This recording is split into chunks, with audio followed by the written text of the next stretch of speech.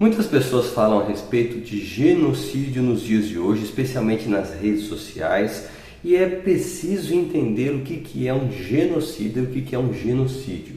O genocida é aquele que promove o genocídio, é aquele que mata deliberadamente um grande número de pessoas em pouco tempo.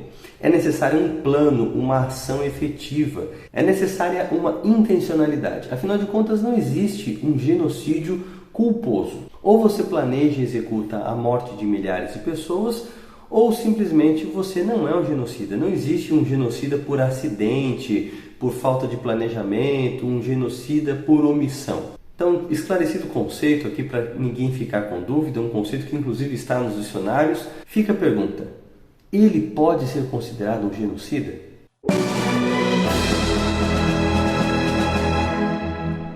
Seja bem-vindo aqui ao canal Todavia. Aqui nós falamos de assuntos contemporâneos relacionados com a fé cristã.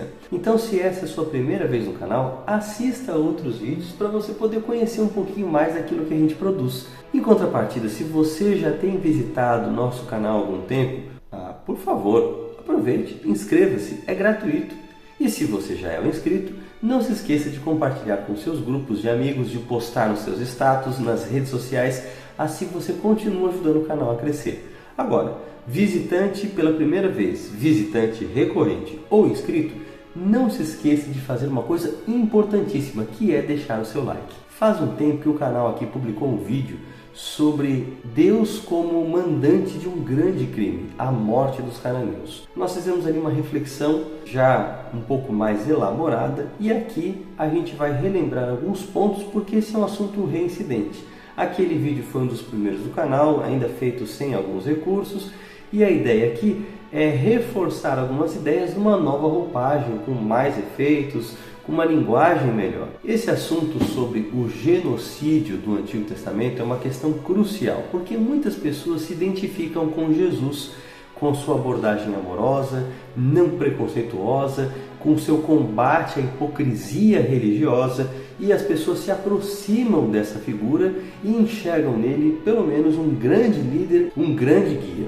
Para os cristãos, naturalmente, ele é muito mais do que isso. Ele é o retrato do Deus do Novo Testamento, um Deus sobre quem a própria palavra afirma ser de natureza amorosa. 1 João 4,8 fala que quem não ama não conhece a Deus, porque Deus é amor. Mas esse retrato de um Deus como sendo amoroso contrasta bastante com aquele que nós vemos no Antigo Testamento, pelo menos no primeiro momento. Então vamos entender um pouquinho o contexto da invasão de Canaã e depois vamos ver alguns fatores teológicos que ajudam a gente a conciliar o caráter de Deus como sendo amoroso com as ações de Deus no Antigo Testamento, em especial na invasão à terra dos cananeus. Bom, então na Bíblia, quando você fala de guerra, você tem vários fatores que podem levar a uma ofensiva militar. Por exemplo, resgate de prisioneiros, vingança de clãs, autodefesa, punição contra inimigos, disputas territoriais,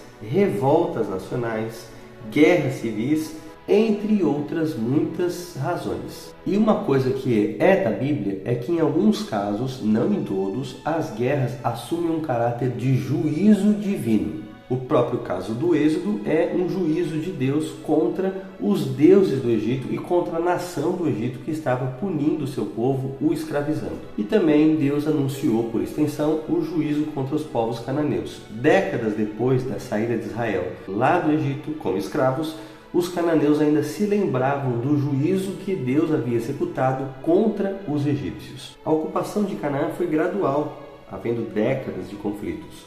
E os cananeus deveriam ser exterminados, o que incluía pessoas de todas as faixas etárias, animais e pertences também. A ordem divina então compreendia a aniquilação completa de diversas nações que formavam a região dos cananeus. Por que isso? Então vamos a algumas razões. Eu separei aqui 10 razões. A primeira delas é que os cananeus não eram povos pacíficos, não eram nações não beligerantes que foram surpreendidas. Era um povo que já tinha uma cultura muito forte estabelecida da guerra, além de contar com artefatos de guerra que eram muito superiores àqueles dos quais dispunha o povo de Israel.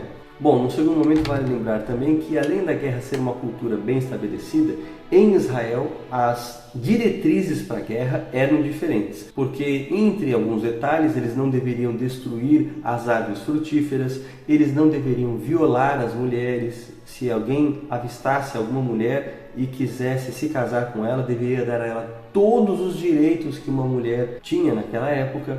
Então, essas regras eram diferentes daquelas que já estavam estabelecidas na cultura do tempo. Vale ressaltar, como terceiro lugar, que as guerras são diferentes na Bíblia, como eu mencionei antes, e não há um padrão uniforme. Nem em todos os lugares deveria ser praticada destruição em massa. Há muitos contextos diferentes.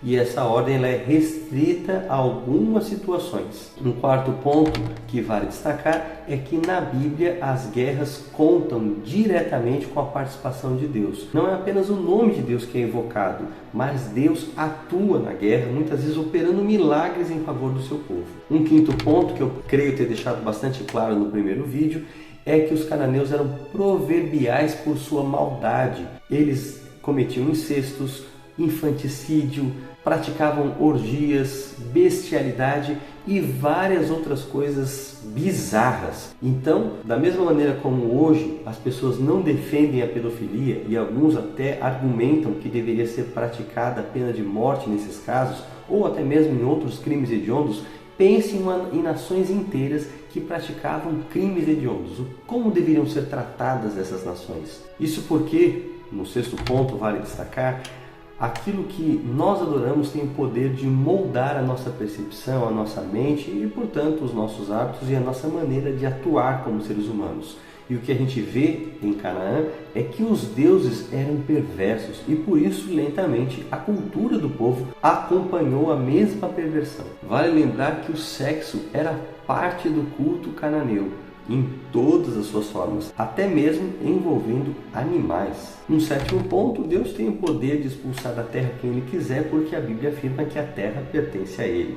Um oitavo ponto, nós percebemos que, como Israel não cumpriu essa ordem, teve consequências muito negativas. E o livro de Juízes prova para nós que o povo de Israel, ao invés de influenciar os cananeus, foi influenciado por eles. E lentamente você percebe a mesma cultura de perversão entrando nos arraiais do povo de Deus. Em nono lugar, Deus é um Deus justo. Ele não pune apenas Canaã, mas Ele também pune o seu próprio povo quando ele se afasta dos mandamentos e comete perversidades e abominações. Deus vai punir a todos finalmente. Um décimo ponto é que Deus sempre toma a iniciativa. Não é Israel que quer começar a guerra, mas é Deus quem dá as diretrizes, mostrando que de fato Ele quer a destruição como forma de punir aqueles que estão muito longe da sua vontade e podem espalhar o mal por outros lugares. É evidente que a destruição de Canaã não restringiu todo o mal da terra,